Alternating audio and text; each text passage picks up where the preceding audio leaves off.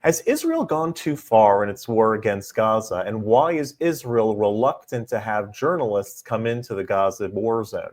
Take a look at this clip over here with Konstanton Kisin talking with Piers on his podcast, and they talk about these particular issues. So we'll watch this clip together and then talk about it. But first, hit that subscribe button over there in the corner. We'd love to stay in touch. Check this out.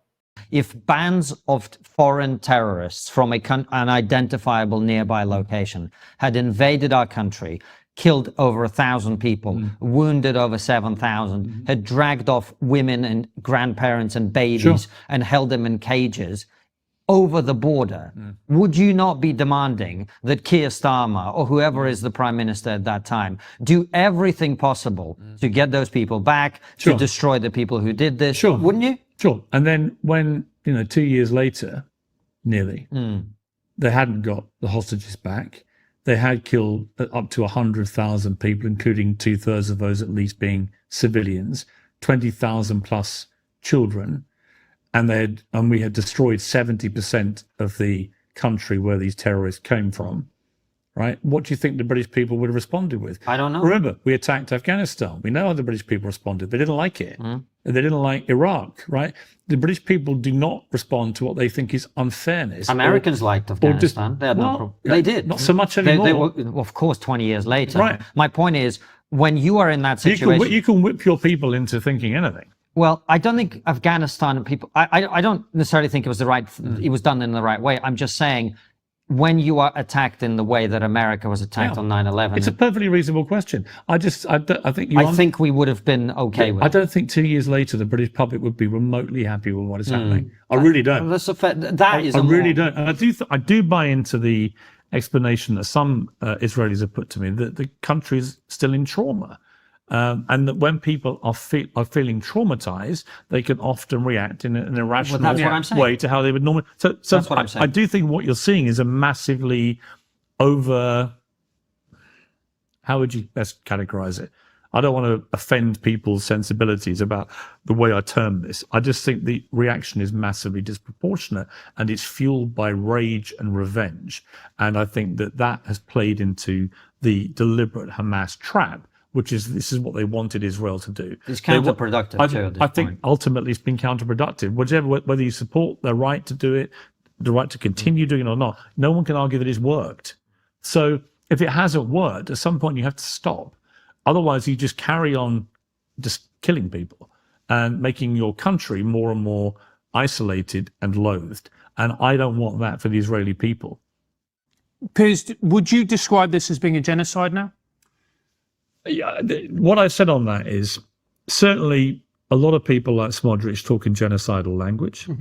Certainly an unbelievable number of innocent people have been killed as they've gone after Hamas.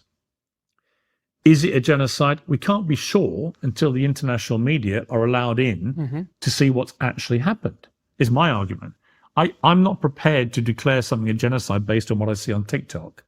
It is scandalous that the Israeli government continues to ban Western international journalists from going in. It's scandalous. It's unprecedented. We've never seen this. And what happened immediately after October the 7th? The Israeli government invited the world's media to the kibbutzes to see the mayhem. But there is a slight difference because because when you invite people into the kibbutz, you're not putting journalists in physical danger. They don't care about journalists' safety. They've already killed 250 plus Palestinian journalists in Gaza.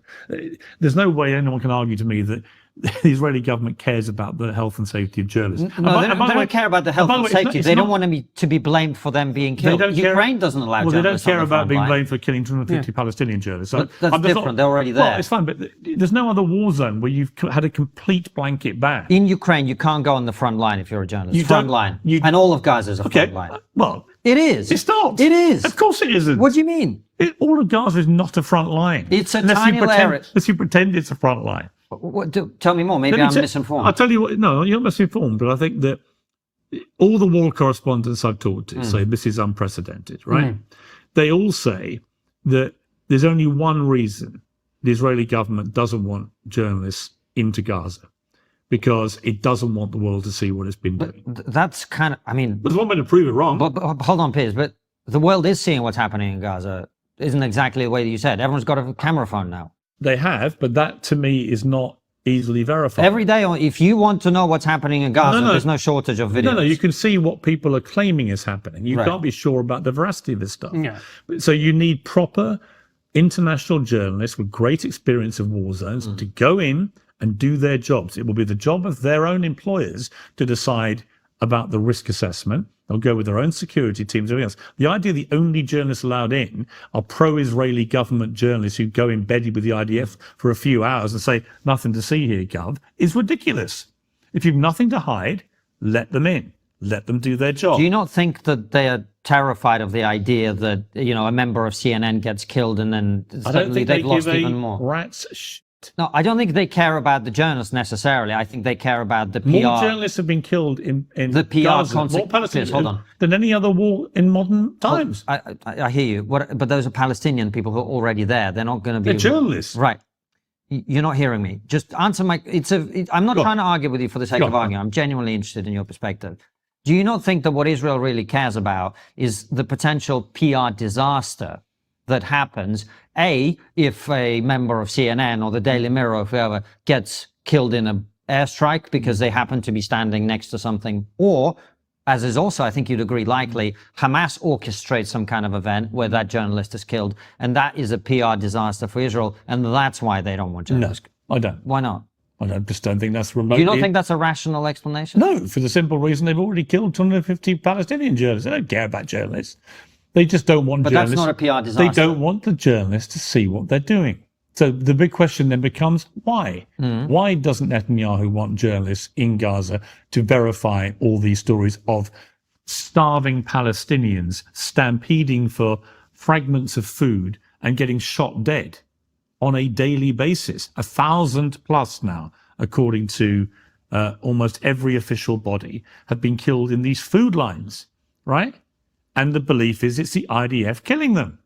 Well, there's one way to verify this. Let the journalists go and investigate and do their job. I think we're going to uncover, in answer to your point, I think we're going to uncover a lot of war crimes at the end of this, which will be a stain that Israel, because of its government's actions, may find extremely hard to ever wash away. So there are a few reasons why Israel does not want journalists going into Gaza. Number one actually is because of the safety of the journalists. As was said over here, the structure of how the war is situated in Gaza, it's urban warfare. The entire Gaza is only 140 square miles. It's not a big area, yet it's one of the most densely populated areas in the world, 140 square miles with about 2 million people living there.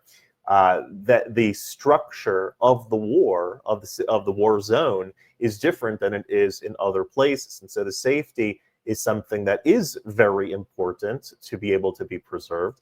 It's like a bunch of people saying that they want to go into a burning skyscraper. Even if they want to go, you're not going to let them go into the burning skyscraper because it's collapsing all around them. They're going to get hurt if they're going to go in there. Secondly, Hamas controls all of the information, all of the media that goes on inside of Gaza. Journalists can't just freely go walk around and film freely or interview freely without risking arrest or worse. Any access that they're granted in Gaza is something that is supervised and staged.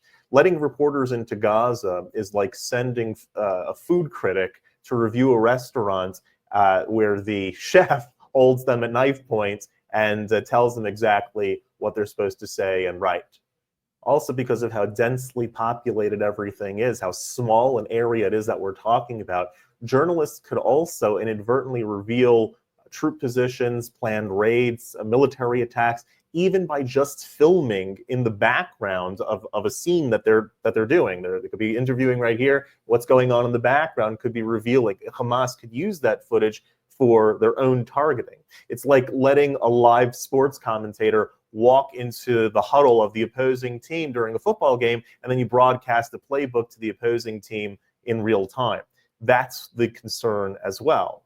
Another issue that comes up is a responsibility under international law. If Israel knowingly lets civilians, including journalists, into a very high-risk area, into a high-risk combat zone that it controls access to, it could be held legally responsible for their safety. It's like letting people, it's like you're the owner of a construction site that's full of electrical wires and falling debris. If you let people in without protection and they get hurt, you're liable.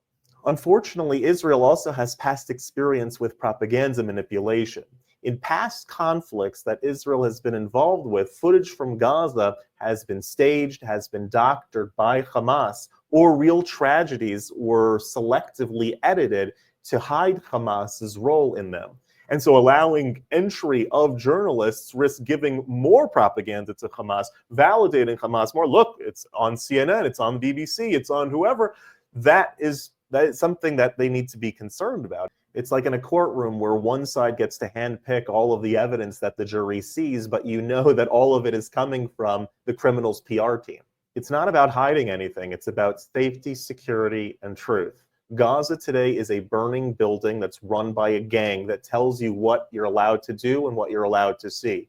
Letting reporters in freely would risk their life, would expose military plans, and hand Hamas another propaganda weapon. If you like this content overall, hit that subscribe button over there in the corner. We'd love to stay in touch. Take care.